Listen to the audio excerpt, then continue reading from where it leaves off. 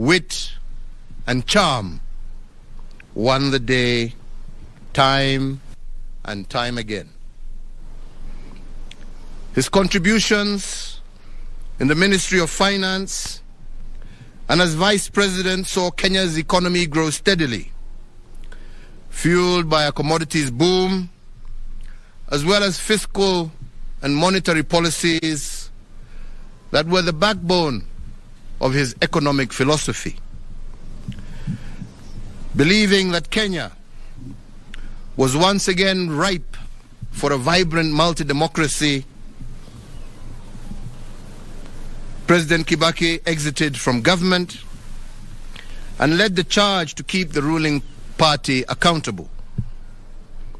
His contributions to the restoration of multi-party democracy as the leader of the official opposition, combined with his track record and impressive credentials, made Mwai Kibaki the natural choice for selection as the opposition consensus candidate against my own candidature in the year 2002 and the presidential elections that followed thereafter.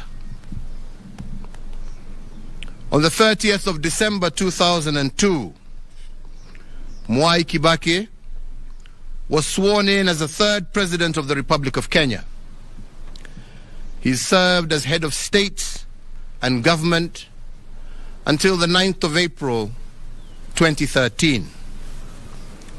The late former president's administration conceptualized and spearheaded transformation in crucial sectors such as education through the globally lauded free primary education program, infrastructure developments in transport and energy, and the increasing the availability and access to health care for his fellow Kenyans.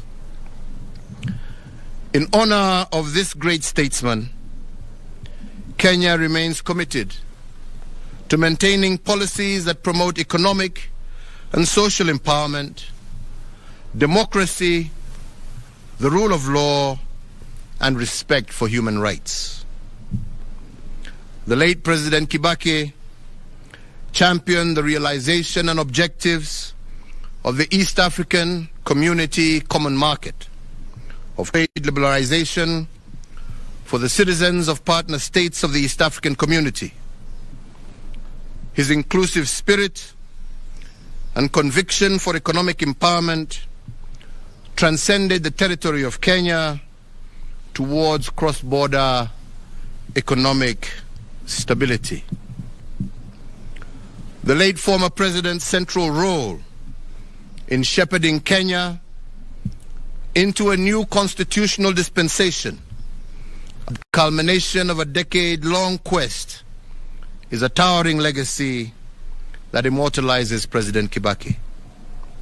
We can take comfort in the inspiring legacy of ideals and examples of devotion to his country, which he bequeathed to us all, more so with our new constitutional dispensation. His dedication and love for our country undoubtedly honors Kenya, East Africa, Africa, and in the world. He leaves behind a more united and prosperous Kenya, as well as a template for servant leadership, which we must continue to nurture and improve for generations to come. And on his passing, today we once again renew our pledge in tribute to our great leader to foster. As we mourn the passing of an icon, we can rejoice in the lifelong companionship he enjoyed with his now departed wife, Her Excellency Mama Lucy Kibaki, and his extended family. Today, our sincere sympathy to his children, Judy Wanjiko, Jimmy Kibaki, David Kagi, and Tony Githinji, and to their families, and for all who mourn the passing of this great leader. As the late former president served Kenya, Africa, and the world, he also remained a deeply devoted family man, an avid golfer, and an earnest friend to many. To them we say that while Emilio Mwai Kibaki is no longer with us in body, his spirit, legacy, values, and ideals live on in each one of us and in the limitless ways that he made Kenya immeasurably better. Mwai Kibaki lives on in the hearts of millions of Kenyans, East Africans, and Africans who benefited from his leadership, admired his character, and were inspired by his example.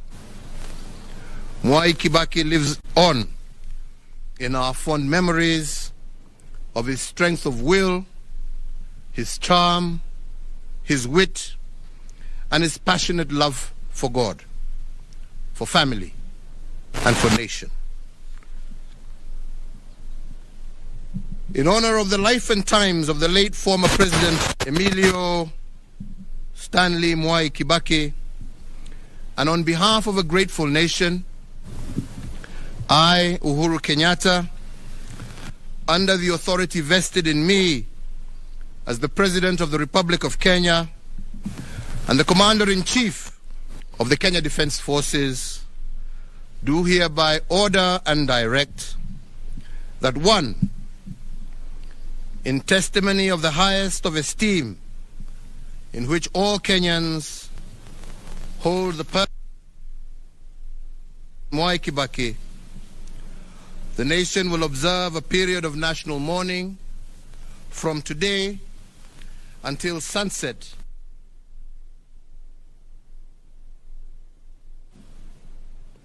That President Mwai Kibaki shall be accorded a state funeral with full military honors and protocols being rendered and observed. 3, that the flag of the Republic of Kenya shall be flown at half-mast at State House and all Kenyan diplomatic missions, public buildings, public grounds, all military bases, posts, and stations, on all naval vessels of the Republic of Kenya and elsewhere throughout the entire territory of the Republic of Kenya from today until sunset on the day